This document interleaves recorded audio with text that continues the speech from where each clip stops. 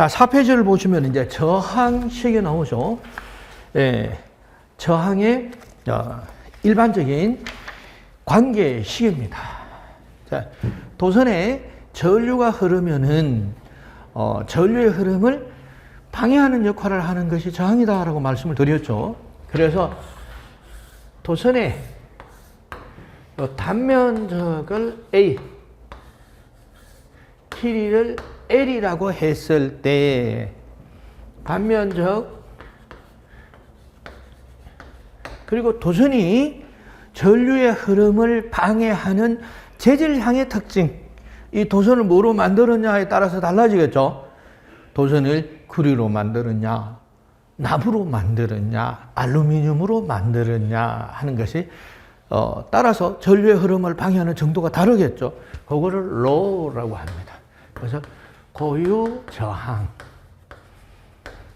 자, 그래서 전체적인 전류의 흐름을 방해하는 정도를 나타내는 저항은 로 A분의 L 단위는 옴으로 나타냅니다. 그래서 잘 기억을 하셔야 돼요. 그래서 이 관계를 가지고 기본 문제가 출제가 됩니다. 그래서 어렵게도 나오고 쉽게도 낼 수가 있어요. 이 식 하나만 가지고도. 그래서 이 저항은 고유 저항과 길이에는 비례하고 단면적에는 반비례한다라는 이 특성을 알 수가 있어요. 여기서 비례, 반비례를 또 이제 잘 아셔야 돼요. 전기는 제어한다, 컨트롤한다라고 말씀을 드렸는데 제어하고 컨트롤하는 것이 무엇으로? 비례하고 반비례하는 관계를 가지고 조정을 합니다. 자, 그래서 이 정도 알고 계시면 되겠고, 이제 저항의 온도계수, 저항의 온도계수에서 이제 RT, 여기는 온도예요. T도시에서의 저항은 RT0, 교재에 RT0라고 되어 있나요? 교재는 R2, R1으로 되어 있네요. 그럼 교재대로 하죠, 그래서 R2, 즉, 2라는 조건, 온도에서의 저항은 1이라는 온도. 여기서 R2가 R1보다 크다는 이 전제 조건이, 온도. 여기서. 그래서 T2가 T1보다가 클 때, 그러면은 여기서 1 플러스 알파 1의 델타 T니까 T2 마이너스 T1 이렇게 보시면 되겠죠. 자, 여기서 온도의 델타 T 온도의 변화 되겠습니다. 자, 이것을 식을 한번 풀어보겠습니다. 그럼 R1 플러스 R1의 알파 1의 델타 T 이렇게 되겠죠. R2. 자, R2의 저항은 온도가 올랐을 때의 저항은 기존의 이 저항보다가 얼마인지는 몰라도 이만큼 더 크죠. 그래서 저항은 온도가 증가하면, 물론 도체라는 전제에서예요. 도체에서 이렇게 되죠. 도체에서 전류를 잘 흘리는 물질을 도체라고 얘기를 해요. 그래서 도체에서 온도가 증가할 때 저항도 커진다라는 것을 알 수가 있었습니다. 자, 다음 세 번째 보시면은 여러 가지 저항에서 기본적인 것만 우리가 알아봅니다. 그래서 저항의 종류,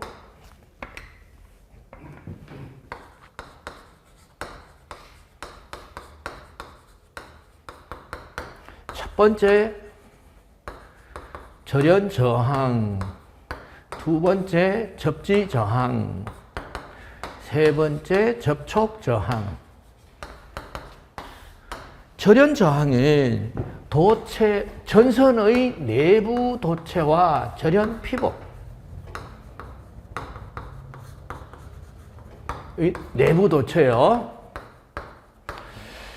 자, 내부 도체와 절연 피복 간의 저항을 절연 저항이라고 해요. 그럼 어때요? 내부 도체와 절연 피복은 전류가 통하지 말아야 되죠. 전류가 통하면은 자 이렇게 전선을 쥐면은 감전이 돼 버리죠. 전류가 통하지 말아야 된다. 전류가 적어야 된다. 전류가 적을 때 저항은 어떻게 되죠? 전류가 적으려면 저항은 요게 ohm의 법칙이에요. ohm의 법칙에서 전류는 했으니까 I는 여기서 바로 나와야 돼요. 실시간으로 제한 타임이 1초가 돼서도 안 돼. 그럼 전기는 못 해요. I는 R분의 V. R분의 V 해서 전류가 작아야 되니까 저항은 커야 된다. 이런 관계를 어떤 관계라고요? ohm의 법칙의 관계. 어떤 관계에 있다고요? I와 R은 반비례의 관계에 있다라고 해서 절연저항은 커야 한다. 제일 좋은 것은 무한대가 제일 좋겠죠? 자, 접지저항이에요. 접지저항은 땅과 접지봉과의 저항을 말해요. 자, 이와 같이 피뢰침에서 인하도선을 통해서 땅속에 이런 접지 시스템에서 이제 전기 설비에 대해서 이제 공부를 할 거예요. 수뇌부 인하도선 접지 시스템. 여기 피뢰침의 구조예요. 외부에 이상전압이 유입이 됐을 때 이상전압은 빨리 땅으로 방전이 돼야 되겠죠. 그럼 이 접지 시스템과 땅하의 저항이 커야 돼요? 작아야 돼요? 전류가 빨리 흐르려면 작아야 되죠. 그래서 전류가 작아야 돼. 전류가 빨리 흘러야 되니까 작아야 된다. 전류가 커야 되죠. 전류가 빨리 많이 쫙 빠져나가야 되니까 이번에는 전류가 커야 돼요. 커야 되니까 저항은 작아야 된다. 해서 접지봉가에서 저항은 작아야 한다. 제일 작은 저항이 제로입니다. 라는 것을 알 수가 있습니다. 접촉저항은 전기기기의 회전기기에 있어서 접촉이 되는 부분을 말해요. 여기서 정류자와 브러쉬 간의 저항을 말합니다. 그래서 기기에서 배우실 거예요. 그래서 정류자와 브러쉬 간의 저항은 직류기에서는 직류기 커야 한다. 교류기는 작아야 한다. 직류기는 전기와 반작용이 발생을 하기 때문에 저항을 작게 해야 돼. 그래서 커야 한다. 교류기는 고속 회전을 하니까 그래서 어때요? 마찰이 돼서 마찰 저항이 있으면은 회전에 지장을 받겠죠. 그래서 접촉 저항은 커야 한다도 틀리고 작아야 한다도 틀려요. 그게 답입니다. 그래서 절연 저항 커야 된다. 접지 저항 작아야 한다. 접촉 저항은 커야 돼요. 작아야 돼요. 그게 시험이에요. 그래서 작아도 틀리고 커도 틀려요. 그럼 어떻게 해야 돼요? 그럼 커도 안 된다. 작아도 안 된다. 그럼 어떻게 하라는 얘기예요? 이제 전기공학에는 그런 것들이 시험에 나옵니다. 적정해야 된다. 용도에 맞게 설정을 해야 된다 하는 것을 알 수가 있었습니다. 자, 교재 5페이지 ohm의 법칙 우리가 알아봤습니다. 다음 이제 저항의 접속에 대해서 알아보도록 하겠습니다. 자,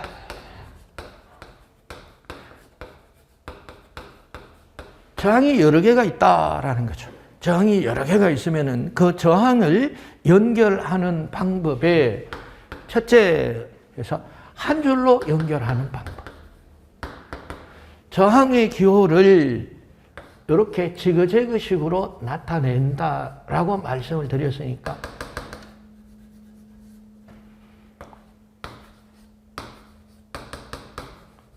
자, 이렇게 연결하는 거 한 줄로 나타냈죠. 몇 개가 되든지 이렇게 한 줄로 연결하는 방법이 있겠고,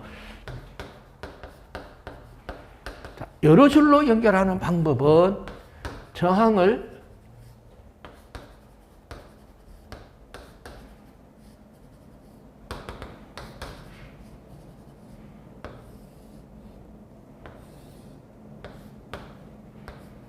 이와 같이 여러 줄로 연결하는 방법이 있겠죠. 다음은 어때요? 복합적인 방법. 어떨 경우에는 여러 줄로 됐다가 어떨 경우에는 한 줄로 이렇게 연결하는 방법도 있겠죠. 자, 그래서 한 줄로 연결하는 방법을 잘 들으셔야 돼. 이제 전기기기나 이런 쪽에서 한 줄로 연결합니다, 여러 줄로 연결합니다 이런 얘기를 안 해요. 그럼 한 줄로 연결하는 걸 어떤 연결이라고 할까요?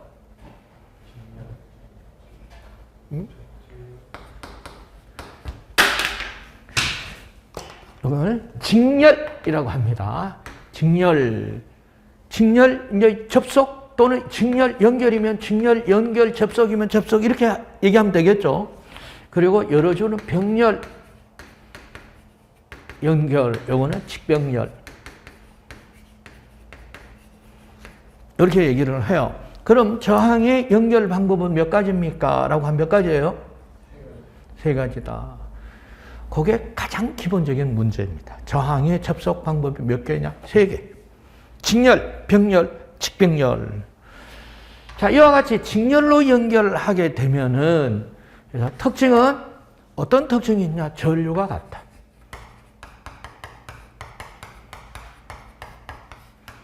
전류가, 여기서 전류가 흐르면 전류가 같고, 병렬 연결할 경우에는 전압이 같다.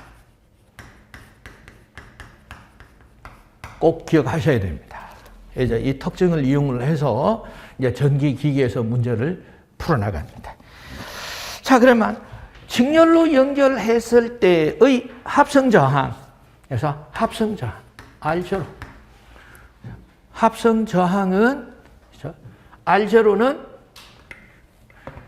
이렇게 말부터 먼저 합시다. 합성저항은 더한다.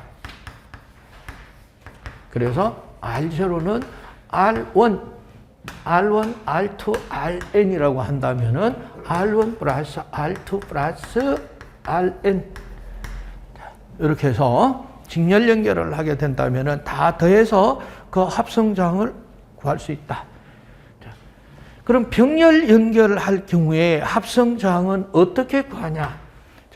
병렬 연결을 할 때는 역수를 더해서 다시 역수.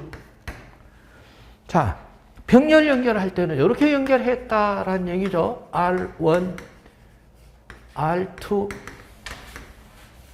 Rn을 이렇게 연결했을 때의 합성저항은 어떻게 되냐 이런 얘기죠. 예. 그럼 어떻게 하면 되면 역수를 더한다. 더하는 건 똑같아요. 이건 그냥 더한다. 역수를 더한다. 역수는 n의 역수는 뭘까요? n분의 1 서로 곱해서 1이 되는 수를 역수라고 합니다. 그래 간단하게 n분의 1. 2의 역수는 얼마예요? 2분의 1. 7의 역수는? 여러분 금방금방 아셔야 돼. 생각하면 안 돼요. 그래서 7분의 1 이렇게 해서 자 그렇다면은 이 합성저항은 R0는 R1분의 1 플러스 R2분의 1 플러스 Rn분의 1로 하면 될까요? 안 되죠? 뭐 하나 빠졌죠? 역수를 더했어요. 다시 역수니까 전체 1. 자, 이렇게 해서 말로 먼저 하는 거예요. 말로. 기본은 막 식을 알아보고 그거는 본 과정에서. 그래서 기초로 이렇게 직렬 연결 다 더한다. 병렬 연결 더하기는 더하는데 역수로 다 더해놓고 전체적으로 분의 1이다. 그래서 요거를 뭐라고 하느냐. 이제 전기를 배우는 사람은 모자를 씌운다. 이렇게 얘기를 해요. 왜? 자, 모자 같아요? 여러분 모자에. 모자 위에 보면 뭐가 있어요? 여러분 방울이 있죠? 그래서 마치 모자 위에 방울처럼 분의 1을 한다 해서 역수를 더해서 모자를 씌운다. 이렇게 표현을 해요. 어때요? 전기공학을 배우는 사람 나름대로 어때? 멋이 있죠? 이런 표현도 할 줄 알잖아. 예. 그래요. 본과정에는 이런 얘기는 절대로 안 합니다. 기초니까 하지. 예. 자, 전기공학을 배우는 데는 4년이 걸려요. 그러니까 이런 얘기도 하고 저런 얘기도 하고 재밌게 공부를 하는 거예요. 그래서 다만, 그래서 단기간에 짧게 공부를 하자니까 문제가 되겠죠. 그죠?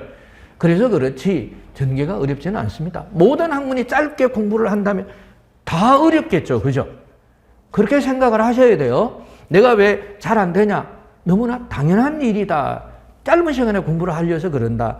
그렇다면은 어떻게 공부를 해야 되나요? 그거를 잘 아셔야 돼요. 이게 뭐죠? 그래서 사실은 이것만 얘기를 해주면 기초는 다 공부를 한 거예요. 기초는 다 한 거예요. 이게. 저기 뭐죠? 신화공? 예. 시험에 나오는 것만 공부해라. 그렇죠? 그래서 학원에서 공부를 하면서 내가 배운다는 것도 있지만은 학원에서 공부를 할 때는 뭐를 잘 들어야 되느냐? 뭐를 잘 들어야 될까요? 시험에 안 나오는 거를 잘 들어야 돼요. 왜? 그 부분은 어떻게 하려고? 공부 안 하려고. 그렇죠? 책이 이렇게 되면 시험에 안 나온다 그러면 빨리 빼야지. 그거 잘해야 돼요. 그죠? 짧은 시간에 다 공부 못해요. 그렇기 때문에 시험에 안 나오는 거는 뺀다. 내가 지금 뭐가 시험에 나오는지 뭐가 시험에 안 나오는지를 모르잖아. 그래서 학원에 온 거예요. 그죠? 그래서 잘 들어야지. 왜? 이거 시험에 나온다는 말도 중요하지만 이게 안 나온다는 말은 더 중요하니까. 그래요. 원래 이것만 얘기하면 기초 끝. 예, 기초 끝. 그죠? 자, 다음 이제 보시면은 이제 키르이호프의 법칙이라고 되어 있네요. 그래서 저하고 같이 이렇게 공부를 하시면서 제일 중요한 거는 뭐냐? 키르이호프의 법칙이라는 것이 있더라. 그러면은 회로 이론에 가면은 키르이호프의 법칙이라는 얘기를 또 하겠죠. 그러면 처음 듣는 얘기가 아니잖아. 이게 기초의 목적입니다. 제가 한번 들으시라라는 얘기예요. 그래서 4번 지금 키르이호프의 법칙을 다 공부를 하라는 얘기가 아니에요. 그래서 첫 번째 제1법칙 전류 평행의 법칙.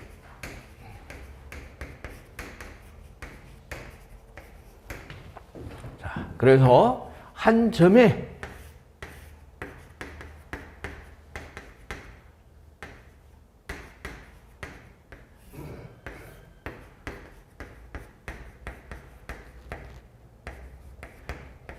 자, 이렇게 보겠습니다.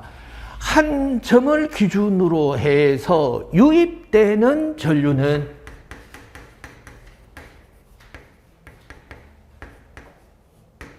자, 이렇게 보겠습니다. 이거를 시그마라고 얘기를 합니다. 시그마라는 거 다 합해라 이런 뜻이에요. 다시 시그마 유출 전류 한 점을 중심으로 해서 유입되는 전류의 합은 유출되는 전류의 합과 같다 이런 얘기죠. 자, 그러면은 이 식을 써보겠습니다. I1 플러스 I2 플러스 I3는 I4 플러스 I5와 같다. 자, 이 식에서 I1, 2 플러스 1, 2, 3를 알아요. 연료 1A, 2A, 3A야. 그리고 I4 2A예요. 그럼 I5가 얼마냐? 이 법칙에 의해서 알 수 있겠죠? 이게 키르이호프의 법칙이에요. 자, 키르이호프의 법칙을 식을 하나로 나타내봐라 라고 한다면은 자, 이 식을 시그마 i는 제로다라고 표현할 수가 있어요. 왜? 얘가 이쪽으로 넘어가면은 어때요? 이쪽으로 넘어가면은 마이너스가 되죠. 그래도 전류가 마이너스가 되는 걸 더하면은 마이너스가 돼요. 그래서 전체를 더해버리면 제로가 되죠. 그래서 시그마 i가 제로다 하면은 키르호프의 제1법칙 전류 평형의 법칙이다라는 것을 기억을 하시면 되겠습니다. 자, 다음 두 번째 보시면은 제2법칙. 자, 이제 기사 과정이니까 제1법칙을 KCL이라고 합니다. 요거 키르호프예요. 교재에도 키르호프 철자 있죠? 외울 필요 없는 거예요. 키르호프의 C, current. L은 뭘까요? law예요. law. 그래서 KCL. 그래서 전기공학을 하시는 분들은 키르호프의 1법칙의 전류평형의 법칙 이런 얘기를 안 해요. 그냥 KCL 이렇게 얘기를 합니다. 자, 그럼 제2법칙은 전압평형의 법칙이에요. 법칙이고 역시 KVL이라고 얘기를 해요. 키르호프의 볼테이지 로에서 KVL. 자,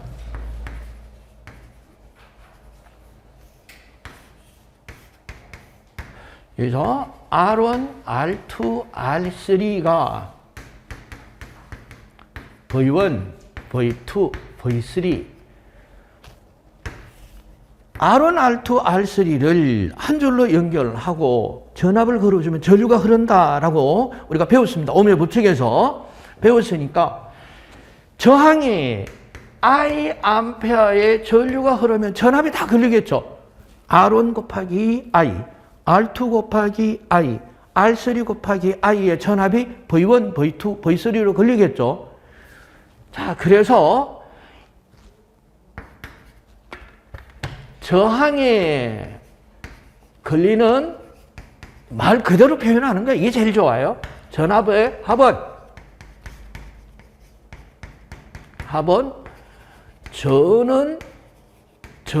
전압과 같다. V볼트다. 그러면은 V는 V1, V2, V3를 합한 것과 같다라고 이렇게 표현할 수가 있겠죠. 전원전압의 합은 각 저항에서 발생이 되는 전압의 합과 같다. 자, 이것도 어떻게 나타내나요? 이렇게도 표현할 수가 있겠죠. 이렇게 해서 시그마 V가 제로다. 시그마 I가 제로는 키르호프의 제1법칙 KCL. 시그마 V가 제로는 제2법칙인 KVL이더라. 네, 이렇게만 좀 기억을 해주시면 되겠습니다. 자, 3번 보면은 전력과 전력량에서 우리가 이미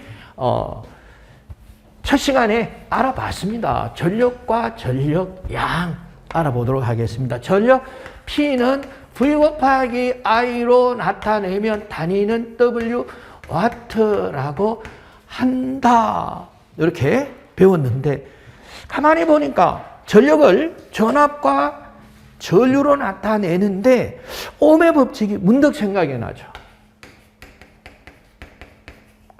그럼 이 V와 이 V는 같다면은 이걸 대입할 수가 있겠죠. 그래서 얘를 I 곱하기 R 곱하기 I가 돼서 I가 두 개죠. 그래서 I 제곱 R로도 표현할 수가 있겠네 라는 것을 알 수가 있고, I는 R분의 V의 ohm의 법칙 I로 나타내면 또 R분의 V라고도 표현할 수가 있죠. 그래서 I 대신에 R분의 V를 대입한다면은 V 곱하기 R분의 V 해서 R분의 V의 제곱으로도 표현할 수가 있겠네. 그래서 정리를 하자면은 P는 다 써보죠 뭐. P는 V 곱하기 I 첫 번째 식, 두 번째 식은 P는 I 제곱 R, 세 번째 P는 R분의 V의 제곱. 그럼 도대체 어떤 식을 언제 사용을 해야 되며 이 세 개의 식은 같다는 얘기인지 틀린다는 얘기인지. 그래서 이제 전기가 어렵다라고 하는 이유도 이제 이런 쪽에서 그 이유가 있습니다. 자, 이 P는 V 곱하기 I를 언제 쓰느냐? 이거는 전기기기의 용량을 나타낼 때 써요. 전기기기 중에서 대표적인 것은 변압기. 용량을 나타낼 때 이것을 많이 쓰더라. 이렇게 참고하시면 돼요. 자, I 제곱 R은 부하에서 소비 전력을 나타낼 때 많이 쓰고 있습니다. 자, P는 R분의 V의 제곱은 다시 R은 P분의 V의 제곱으로 이거는 전열기의 열선 저항을 구할 때 특히 많이 쓰는 식이기도 합니다. 그래서 용도에 맞게 사용을 하고 있다라는 것을 알 수가 있었습니다. 자, 그리고 나머지는 뭐 W는 QV, 뭐 전력 양의 법칙에서 자, W에서 QV인데 전하량 Q는 I 곱하기 T였죠. 그래서 I 곱하기 T 곱하기 V 하니까 여기서 V 곱하기 I 곱하기 T에서 V 곱하기 I가 P니까 P 곱하기 T가 W가 되더라라는 것을 알 수가 있죠. 그래서 여기 P가 단위가 W로 쓰죠. 와트. 이 T는 단위가 세크일 수도 있고 미닛일 수도 있고 아워일 수도 있어요. 그런데 이 전력 양의 단위에서 얘가 세크일 때 전력 양의 단위는 줄이 됩니다. 굉장히 중요합니다. 그래서 전력 양의 단위가 와트 세크가 되면 줄이 된다 해서 부호로 시험에 나올 수도 있습니다. 와트 세크가 줄이다. 기억을 하시면 되겠습니다. 예를 들어서 1kWh는 전력 양으로 나타내면 어떻게 되느냐 한번 보도록 하겠습니다. 전력 양이 P 곱하기 T니까 P가 1kW 곱하기 1H인데 전력 양이 얘가 와트가 되고 얘가 세크가 돼야 줄이 되죠. 그래서 1kW는 1000W. 1시간은 초로 나타내면 몇 초죠? 3600. 그래서 얘는 3.6 곱하기 10의 6성 줄이 되겠습니다.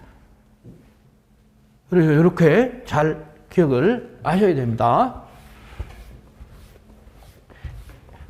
자, 단위를 적용하니까 전혀 다른 숫자가 돼버렸죠. 이렇게 전력량. 자, 다음 이제 9페이지 보시면은 전류의 화학작용과 전지 패러데이의 법칙 이렇게 나와 있습니다.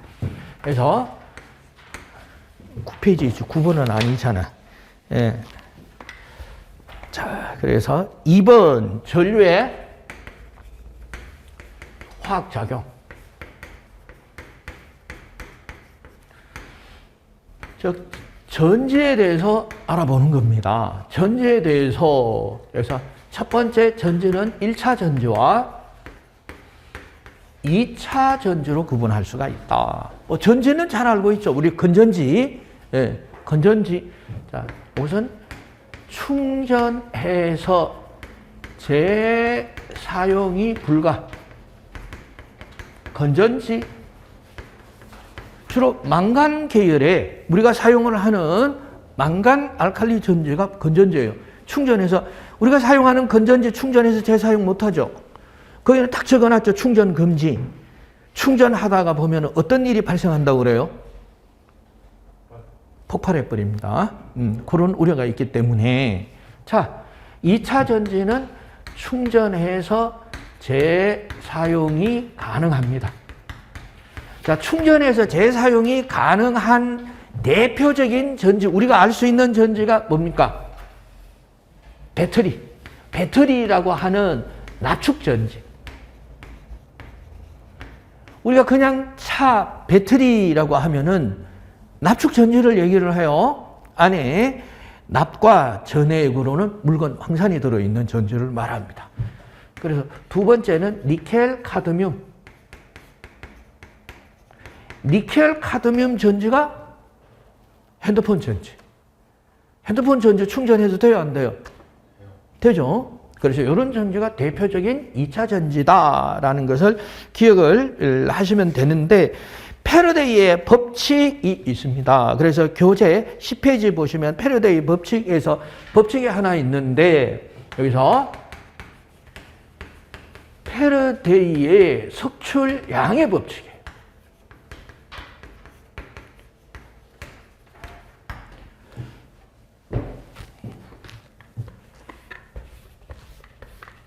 자, 이 전기분해를 하면은 음극과 양극을 만들어서 전해에게 놓고 전기분해를 하면 음극에 금속이 석출된다. 배우셨죠?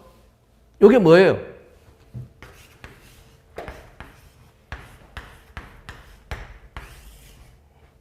여기 이제 수조예요, 수조. 수조에다가 이렇게 수조에서 이게 플러스 마이너스 하면은 이게 금속이 석출이 된다. 이게 뭡니까? 도금이죠, 도금. 도금을 하면은 또 일반 구리에 도금하면은 금이 붙죠. 옛날에 군대에 있을 때 탄두를 가지고 구멍을 뚫고 도금해서 목걸이를 하죠. 그렇게 안 해보셨나요?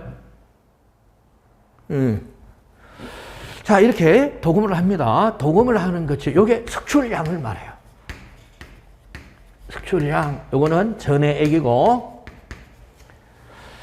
자, 석출량이 Q는, W는, 석출량의 W는 KQ 그램. K가 화학 당량을 말합니다. 화학 당량. Q는 전하량이에요. 전하량. 전하량이니까 I 곱하기 T를 말하죠. 화학 당량은 원자, 가분의 원자량인데, 대부분의 경우가 화학 당량은 주어집니다. 화학 당량은 주어지니까 전하량으로 전류 곱하기 시간 곱해서 화학 당량을 곱하면은 음극에서 섭출되는 금속의 양이 된다. 뭐 그 정도 기억을 하시면 되겠고요. 자, 두 번째 전지는 제가 말씀을 드렸어요. 납축 전지해서 뭐 화학식 지금 이거 외우실 필요는 없어요. 전지가 이런 1차 전지와 2차 전지가 있더라. 자, 그럼 전지의 접속에서도 기본적인 것만 한번 알아보도록 하겠습니다. 전지의 접속. 자, 일반적인 건전지 한번 보도록 하겠습니다. 이게 건전지죠. 건전지는 극성이 있죠. 튀어나온 것이 플러스, 튀어나오지 않은 것이 마이너스인데, 이 건전지에도 내부적인 기전력 1.5V 하면 1.5V의 전기적 에너지를 가지고 있죠.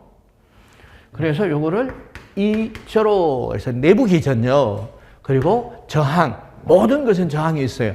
저항이 있기 때문에 전류가 흐르면은, 전압을 걸어주면 전류가 흐르는 거예요. 뭐의 오음의 법칙에 의해서 내부 저항 R제로. 그래서 전지를 접속을 할 때, 직렬 접속할 때와 두 번째 병렬 접속할 때만 두 가지만 좀 알아보도록 하겠습니다. 직병렬에서 이제 화학 회로 이론 시간에서 배우시게 돼요. 자, 직렬 연결하면은 이와 같은 전지를 한 줄로 연결한다라는 얘기입니다. 그럼 한 줄로 연결했을 때 합성 기전력은 어떻게 되냐? 합성 기전력은 잘 모르시면은 건전지를 생각하면 됩니다. 건전지 1.5V를 두 개를 한 줄로 연결했어요. 그럼 전압이 몇 볼트가 되죠? 3V. 어떻게 해서 3V를 구했어요? 더했죠? 그럼 1.5V를 10개를 한 줄로 연결했다. 그럼 몇 볼트가 되나요? 어떻게 구했나요? 연결한 개수 곱하기 1.5 이렇게 했죠. 그게 바로 법칙이에요, 전기. 그래서 직렬 연결하면은 연결 개수 곱하기 내부 기전력을 곱해주면은 알 수 있다라는 것을 알 수가 있겠고, 저항. 자, 내부 저항의 합성 저항은 합성저항은 어떻게 되나요? 이걸 연결을 하니까 마찬가지죠. R제로 해서 직렬 연결할 때가 제일 쉽죠. 그냥 연결 개수만큼 곱해주면 되고. 자, 병렬 연결할 때를 주의해야 되는데 합성 기전력이 그럼 병렬 연결했을 때 이게 내부 저항을 보면은 이거는 연결 개수로 나눠주면 돼요. 그리고 얘는 변하지 않는다. 이거 주의하시면 돼요. 자, 이렇게까지 해서 직병렬 이거는 회로 이론 시간에 배우시게 될 겁니다. 자, 이렇게 해서 이제 기본에 대한 직류회로에 대해서 공부를 다 했어요. 그러면 사실은 이게 기초예요. 자, 두 번째 보시면은 교류회로 12페이지입니다. 합성 기전력에서 병렬 접속 n분의 2 그러면은 요거를 지우세요. 그 지우시고 2로 하세요. 2. 네. 자, 이렇게 보시면 돼요.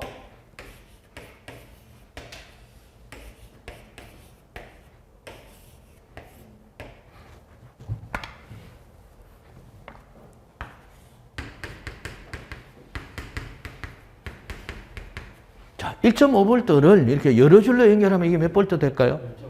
1.5V. 안 변하죠? 병렬로 연결하면 전압은 똑같아요. 병렬 연결의 특징은 전압이 같다는 거예요. 그럼 예를 들어서 220, 220, 220, 옆방에도 220. 전압이 왜 같아요?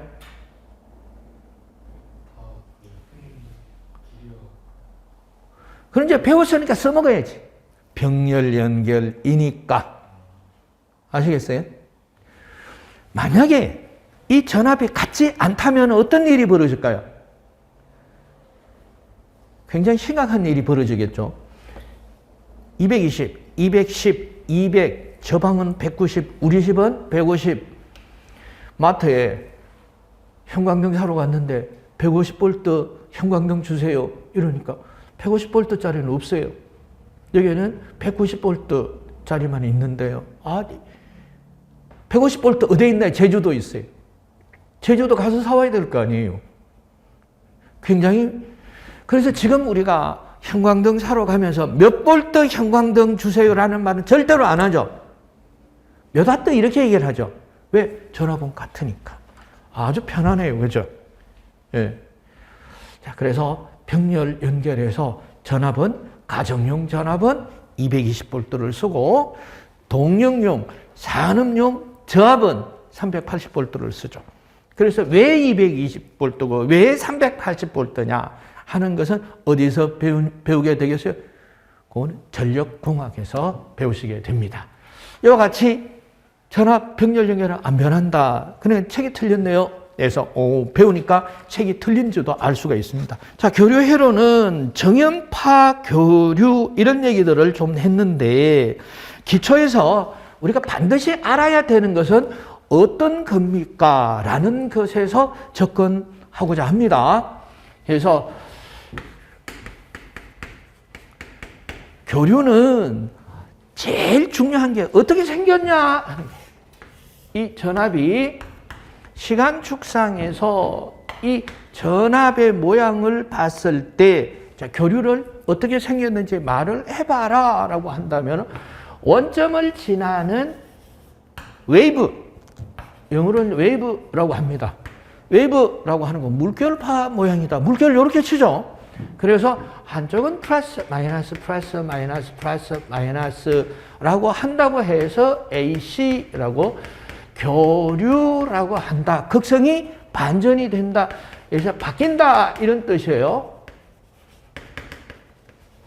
영어로 alternating 하면 이게 교대가 된다. 이런데 정확하게 한 번씩. 그래서 교대가 되는데 이 교대가 되는 것을 가만히 보니까 요 한 마디씩 해서 어때요? 정확하게 똑같은 모양이 반복이 되죠. 그래서 요 한 마디의 파형을 기본파라고 얘기를 합니다. 기본파. 그리고 이 기본파가 발생하는 데 걸리는 시간 T를 요거는 주기라고 얘기를 해요. 주기니까 T가 주기니까 단위는 세크가 되겠죠. 세크. 그리고 이 기본파 혹은 영어로 보면 심벌이에요. 이 심벌이 1초에 몇 개가 발생하느냐, 몇 번 반복하느냐 이렇게 알 수 있겠죠. 1초에 몇 번 반복하느냐 하는 것을 주파수라고 합니다. 주파수라고 하면서 F 프리퀀시에서 F 이거는 주기니까 타임이 되겠죠. 타임에 T 해서 F라고 나타내며 단위는 HZ를 써서 헬즈라고 하며 우리가 사용을 하는 상용전원 이렇게 꽂아서 밥솥에 밥을 하고 뭐 이렇게 하는 이 전원은 주파수가 얼마죠? 60Hz더라. 자, 이런 기본 파형이 1초에 60번 발생이 되더라라는 것을 이제 아시면 돼요. 파장까지는 여기서 다루지 않아도 됩니다.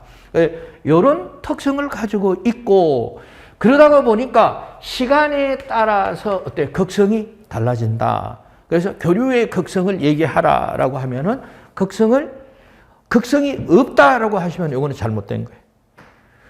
극성이 있는데 어때요? 말할 수가 없겠죠. 말하는 순간에 바뀌죠.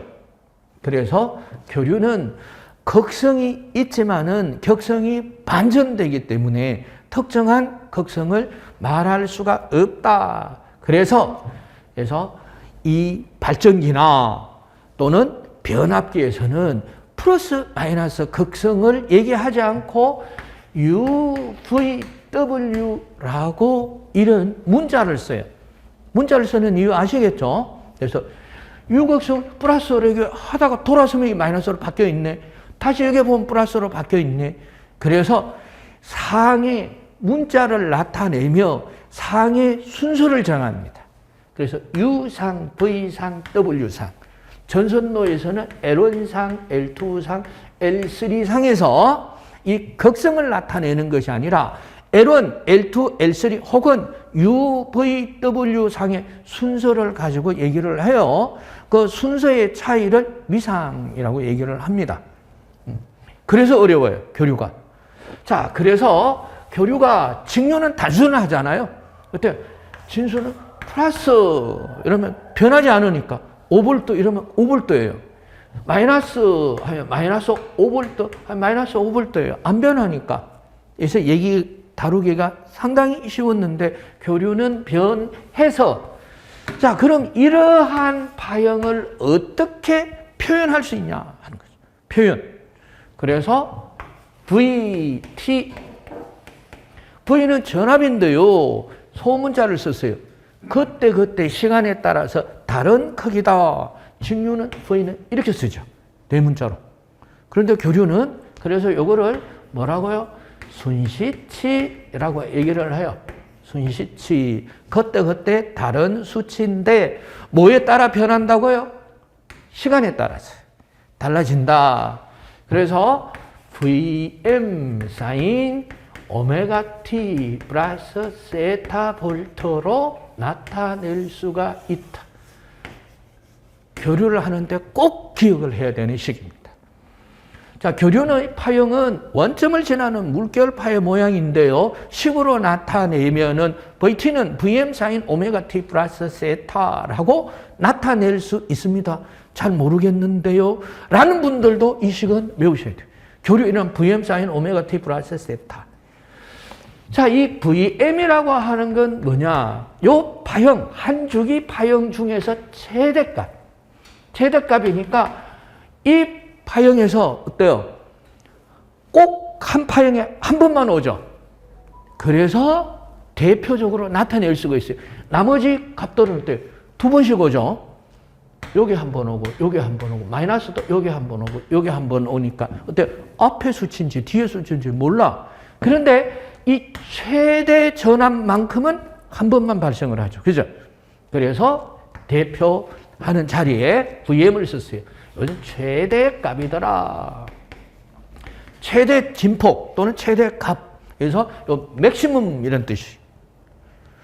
자, 그리고 사인이라고 하는 것은 원점을 지나는 물결파의 모양을 미국 사람들은 사인파라고 얘기를 합니다. 한국 사람들은 뭐라고 얘기할까요? 이 사인파를 한국 사람들은 정연파라고 표현을 합니다. 그래서 정연파라는 이 표현도 많이 쓰니까 알아두셔야 돼요. 사인파가 한국에서 얘기할 때는 정연파라고 얘기를 하더라. 자, 오메가라는 것을 각속도라고 합니다. 각속도. 해서 오메가는 각속도가 2파이F로 나타낸다라는 거 꼭 기억을 하셔야 됩니다. 2, 이건 상수고요. 파이는 3.14 라디안 퍼 세크예요. 그래서 라디안 퍼 세크인데 이것도 무슨 내용인지 회로 이론 시간에 배우시게 될 거니까. 그래서 파이 해서 파이가 얼마냐 하면 3.14. 알고 계시죠? 계산기 파이는 3.14 나오잖아요. 쭉 뒷다리가 나오는데 3.14까지만 우리가 통용을 하고 있잖아요. 그런데 파이가 몇 도냐 하면 180도라고 얘기를 하셔야 돼요. 180도. 이건 호도법이라고 얘기를 합니다. 자, 그 F는 주파수였죠. 주파수. 자, 그래서 오메가는 2파이F를 각속도라고 얘기를 하더라라는 거 이제 기억을 했습니다. T가 시간이죠. 시간. 요거는 위상차. 자, 위상차, 이 교류 파형은 이제 기기 시간에서 배우시게 될 건데, N극과 S극이 마주 보는 자기장 내에 이와 같은 이 도선을 설치해서 도선을 이동시킬 때 이게 전류가 흐른다. 유도 기전력이 발전이 되는 것을 교류라고 얘기를 합니다. 교류인데 이 자속, 주자속과 이게 도선이죠. 도선의 위치가 항상 이렇게 일치하는 상태에서 얘가 시작하지 않겠죠. 예를 들어서 도선이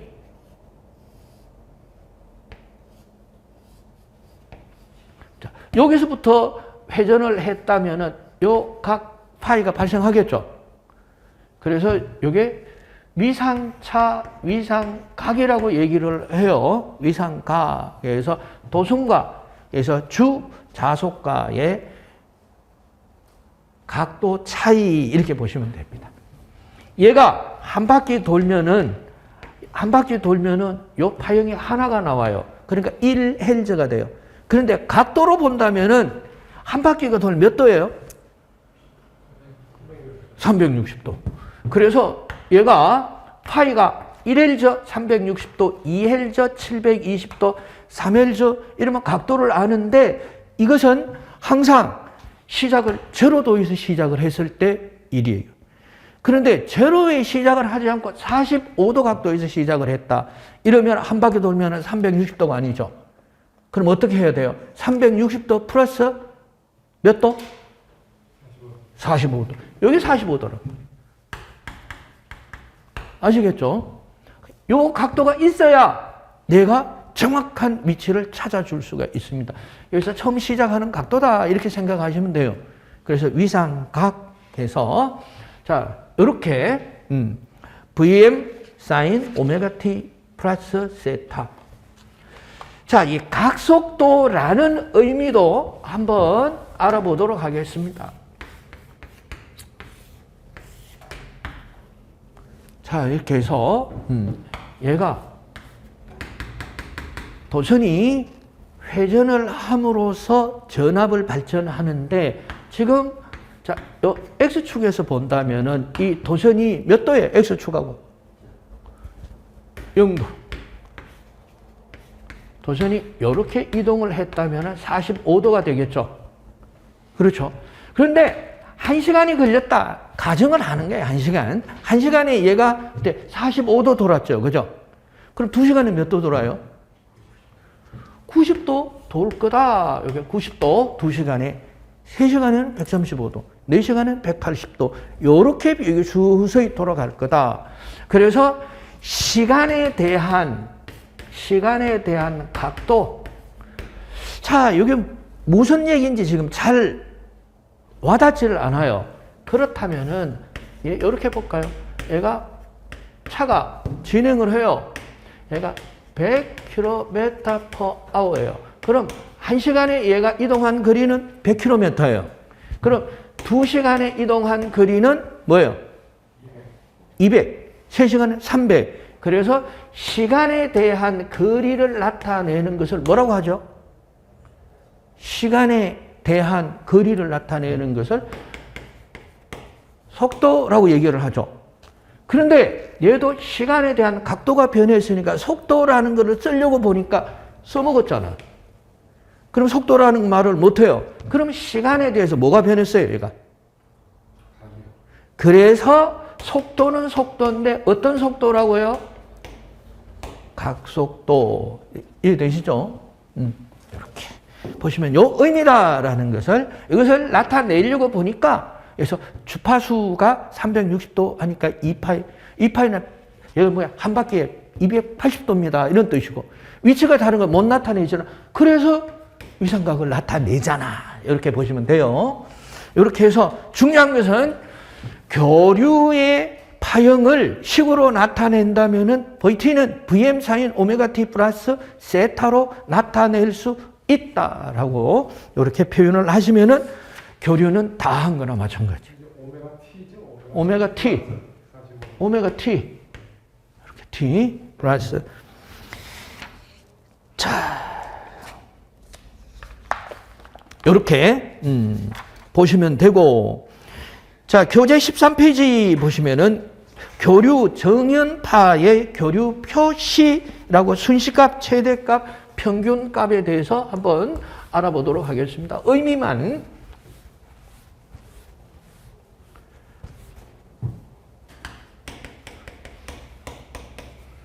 자, 순시값은 그때그때 변하는 파형이 되겠습니다. 그래서 VT는 VM 사인 오메가 T 플러스 세타가 되겠습니다. 평균값은 말 그대로 요 파형을 합했어요. 요 파형을 합하면은 제로가 되죠. 플러스 마이너스 이렇게 제로가 되죠. 그래서 이 양을 나타낼 수가 없어서 요것만 반주기를 평균을 해봐요.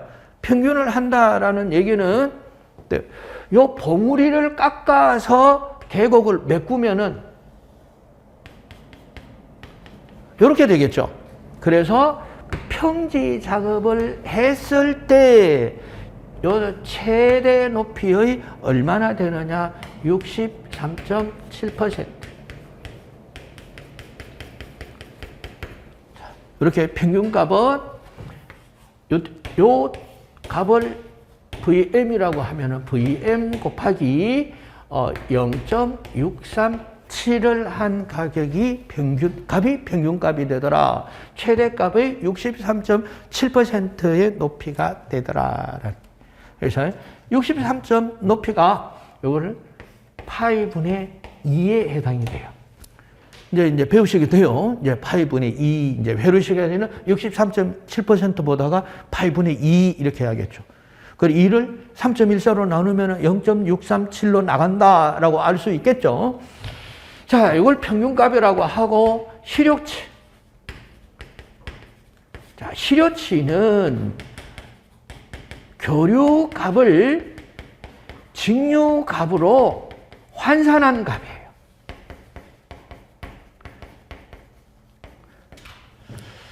이것을 어떻게 알 수가 있냐 하면 교류 전압을 알지 못할 때 전원에 교류 전등을 달아놓으면 불이 올까요? 안 올까요? 불이 오죠? 교류 전원에 해서 전원이 있으니까 전류가 흐를 것이고 얘는 불이 오겠죠. 그럼 여기다가 직류 전등. 그런데 전원은 내가 알아. 몇 볼트인지. 내가 안다면은 얘는 교류는 몰라. 몇 볼트인지. 그럼 단지 불이 와. 얘 같은 소비 전력을 가지고 있는 전등이에요. 그래서 교류 전등의 밝기와 직류 전등의 밝기가 같을 때 내가 조정을 해요. 전압을 조정해서 같을 때의 이 전압이 교류의 시료치예요. 무슨 말인지 아시겠죠? 교류의 전등과 직류 전등의 밝기를 똑같이 했다 이러면 전력량이 같다는 얘기죠. 그래서 교류는 전압을 몰라. 그런데 직류는 내가 알고 있어. 변경을 하면 1V, 2V, 3V, 5V로 하니까 밝기가 똑같아. 그럼 교류 전압의 시료치, 즉 직류로 환산한 것은 5V죠. 무슨 얘기인지 아시겠죠? 그게 시료치예요. 시료치이며 이 시료치의 값은 최대 값의 0.707, 즉 70.7%에 해당이 되더라. 그래서 70.7%는 루터 2분의 1을 한 것과 같다. 자, 이렇게 아시면 되겠습니다. 자, 이것을 삼각 트라이앵글로 나타내 보면은 최대값, 평균값, 에버리지 하면 평균이죠. 그래서 이니셜, V 하면 시료치. 최대값, 교류전압의 최대값, 교류전압의 평균값, 교류전압의 값이라고 썼으니까. 그래서 최대값을 시료값으로 환산을 한다면은 루터 2분의 VM.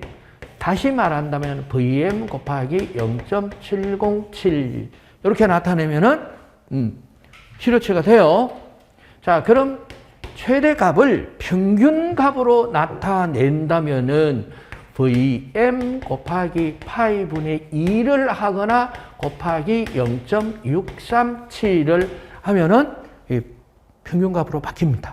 그럼 평균값을 시료치로 바꾸는 데는 1.12를 곱해주면 돼요. 그래서 요 삼각 트라이앵글은 꼭 기억을 하셔야 되는데 잘 기억이 안 되죠? 그럼 요걸 어떻게 기억을 하느냐? 잘 들으세요. 자, 707, 최대값에 707을 곱해주면은 시료값이 된다고 그랬죠. 그래서 요 707, 그 다음에 637을 하면은 평균값이 되고 1.12를 곱하면은 평균값이 시료치로 바뀝니다. 그래서 요 수치만 외우면 되겠죠. 0.707, 0.637, 1.11. 이것을 잘 보면은 707 하니까 7공주가 7공주 여자 7명이 7공주를 하죠. 조직에 7공주파 이런 게 있죠. 모르실수록 행복한 거예요. 그런 거는 아는 게 아니에요. 7공주가 637 하니까 63빌딩에서 63빌딩 볼 거 많죠. 쇼핑을 하는데 어떻게 한다고요? 1.12 일일이 보면서 쇼핑을 하더라. 다 외웠죠. 자, 이렇게 외우는 것을 연상기억법이다. 이렇게 얘기를 합니다. 그럼 교류의 표시 다 공부를 했습니다. 참, RLC에서 기초지만 상당히 식이 많이 쓰여 있어요. 식이 많이 쓰여 있어가지고 RLC 회로해서 자, 이것을 어떻게 기억을 할 거냐? 예. 여기에 대한 전기 전기식은 회로 이론에서 본 과정에서 배우시고 이 개념을 알아야 되고 여기서 뭐를 공부를 해야 되느냐. 어때요? 신화공 시험에 나오는 것을 공부를 해라라고 말씀을 드렸어요. 그래서 바로 공부를 합니다. RLC 회로에서 첫 번째 RLC 직렬 회로. 그래서 몰라도 아는 거. 이게 중요하겠죠. 그래서 RLC 회로에서 RLC 회로의 직렬은 자, 이 심벌을 R 그리고 L은 스프링처럼 C는 이렇게 나타내요. RLC에서 평형 금속판을 두 개를 평형하고 마주보고 설치한 게 콘덴서예요. 그리고 전선을 감아놓은 것이 코일이에요. 요거는 저항. 그래서 RLC를 직렬로 하고 교류 전원을 인가했을 때 전류가 흐른다. 그럼 이 RLC가 어떻게 된다고? 직렬로 연결했으니까 다 더해지겠죠. 더해지는 것을 임피던스라고 얘기를 합니다. 이제 그럼 저항과 임피던스, 리액턴스에 대해서 알아보도록 하겠습니다.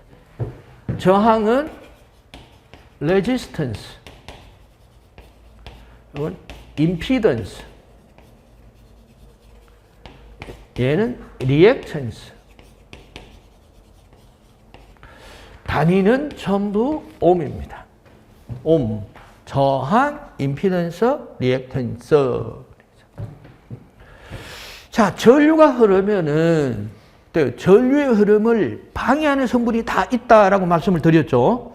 방해하는 성분, 그걸 저항이라고 얘기를 하고, 이 코일과 컨덴서에서도 전류의 흐름을 방해하거나 혹은 오히려 도와주는 이런 변화가 발생을 해요. 반응이 발생을 하는데, 자, 그래서 한번 보도록 하겠습니다. 임피던스는 R 플러스 JX로 나타내고, 여기에 저항, 얘를 리액턴스라고 얘기를 합니다. 리액턴스. 그래서 리액턴스는 두 가지로 구분이 돼요. XL과 XC. L이라고 하는 건 코일이에요. 코일에 의한 리액턴스. 자, C라고 하는 건 컨덴서예요. 그래서 컨덴서에 의한 리액턴스. 코일은 말 그대로 전선을 감아놓은 겁니다. 자, 이 컨덴서는 금속판을 평행하게 마주보고 설치를 하고 전원을 연결하니까 전등에 불이 와야 돼요, 안 와야 돼요? 끊어졌으니까. 전기 회로에 끊어지면 불이 안 와야 되는데 불이 오더라. 불이 온다는 것은 전류가 흘렀다는 얘기죠. 전류가 흘렀고 이 컨덴서 사이에서는 선이 연결되어 있지 않지만은 이런 에너지의 흐름이 발생을 했다라고 하는 거예요. 이것을 정전계라고 얘기를 해요. 정전계. 이와 같은 금속판을 마주보고 설치를 해서 정전계를 발생하게 하는 소자가 컨덴서. 이걸 컨덴서 C라고 한다. 여기 이제 구체적인 건 회로 이론 시간에 배우게 되겠죠.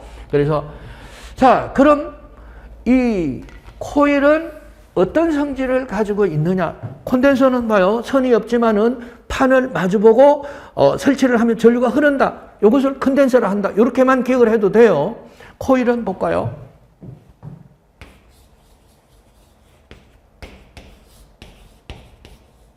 자, 이렇게 전원을 연결, 전원 표시예요. 전원 표시.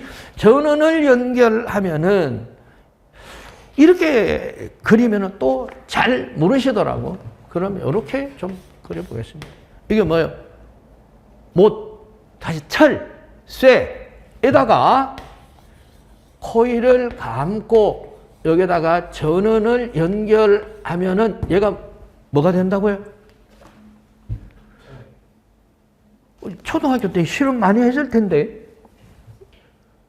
큰 못이나 또는 철, 예? 철에다가 뭐 볼트 긴 거 관계없어요.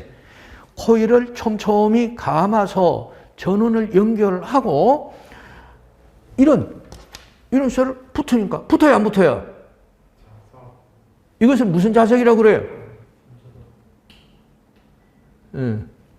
전자석이죠. 전자석. 그래서 이제 초등학교 때 실습을 많이 하죠. 자, 자석이 되었다라고 하면은 주변에 이런 나침판을 가까이 가면은 나침반 바늘이 흔들려요, 안 흔들려요? 흔들리죠? 왜? 자석을 만들었으면은 뭔지는 몰라도 한쪽 끝이 N극이 됐다면 반대 끝은 뭐가 돼요? S극이 되고, 자, 나침판에는 한쪽 바늘 끝은 빨갛게 칠해져 있고 한쪽 바늘 끝은 파랗게 칠해졌죠. 그럼 이 빨갛게 칠해진 것은 항상 어느 쪽을 가리켜요? 빨간 게요? 북쪽이죠, 북쪽. 그래서 이거를 N극, S극 이렇게 맞춰져 있죠. 북쪽 가리키니까 얘는 북쪽이 뭐예요?